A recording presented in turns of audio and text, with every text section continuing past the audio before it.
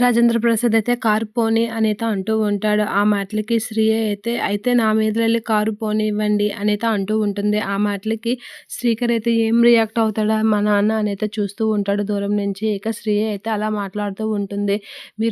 మీరు పోనిస్తే నా మీద నుంచే కారు పోనీయండి మామయ్య. లేదు అంటే నేను చెప్పింది వినండి అనైతే అంటూ ఉంటుంది శ్రియ. శ్రియ అలా అనేసరికి రాజేంద్ర ప్రసాద్ అయితే కారులో నుంచి దిగి వస్తూ ఉంటాడు. బయటకి వస్తూ ఉంటాడు. అది చూసి కొంచెం హ్యాపీగా ఫీల్ అవుతూ ఉంటాడు.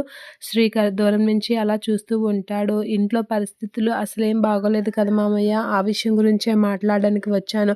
అవని అక్క ఇంట్లో నుంచి బయటికి వెళ్ళిపోయిందంట కదా! ఆ విషయం గురించే అనైతే శ్రియ అయితే మాట్లాడుతూ ఉంటుంది. మీరు మమ్మల్ని కాదనుకున్నా మేము మాత్రం ఇంట్లో విషయాలన్నీ తెలుసుకొని అనేదో అనుకుంటున్నాం అనైతే అంటూ ఉంటుంది. మా ఇంటి విషయాలు మీకెందుకు అని రాజేంద్ర ప్రసాద్ అయితే అనేస్తూ ఉంటాడు. మా ఇంట్లో ఏం జరిగితే మీకెందుకు? అసలు మీరెవరు మా ఇంటి విషయాలు కనుక్కోవడానికి అని రాజేంద్ర ప్రసాద్ అయితే శ్రియతో అంటూ ఉంటాడు. మీరైతే మమ్మల్ని వదిలేసుకున్నా మేమైతే మీరు మిమ్మల్ని మా అనే అనుకుంటున్నాము అని చెప్పేసి అంటూ శ్రేయ అయితే మాట్లాడుతూ ఉంటుంది. ఆ టైంలో శ్రీకర్ అయితే అక్కడికి వచ్చి అసలు అవని వదిన అలా చేస్తుందని మీరు నమ్ముతున్నారా నాన్న? మీరు కూడా ఆ విషయం నమ్మట్లేదని నాకు తెలుసు. కానీ ఏం చేస్తాం?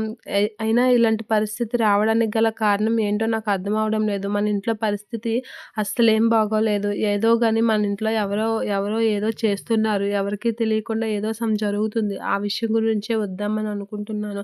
అవని వదిన కూడా ఇంట్లో లేకపోవడం, ఇంట్లో పరిస్థితి అస్సలేం బాగోలేదని కూడా అర్థమైంది అనైతే అంటూ ఉంటుంది.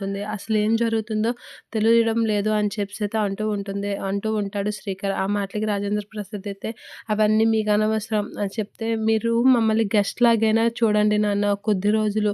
లేదు అంటే మీరు నన్ను కొడుకుగా భావించకపోయినా అమ్మకి కొడుకుగా అయినా నన్ను ఇంట్లోనికి రానివ్వండి అనైతే అంటూ ఉంటాడు శ్రీకర్. అలా అనేసరికి రాజేంద్ర ప్రసాద్ అయితే పార్వతి ఆడిన మాటలు గుర్తుకొస్తూ ఉంటుంది. మీకు పిల్లలు వద్దనేటప్పుడు పిల్లల్ని కనడమే మానేయాలి. నాకు పిల్లల్ని ఎందుకు దూరం చేస్తున్నారు అని పార్వతి అయితే ఏడుస్తూ మాట్లాడిన మాటలు గుర్తు తెచ్చుకొని అలా ఆలోచిస్తూ ఉంటాడు రాజేంద్ర ప్రసాద్. ఇక శ్రీకర్ అయితే కన్విన్స్ చేస్తూ ఉంటాడు.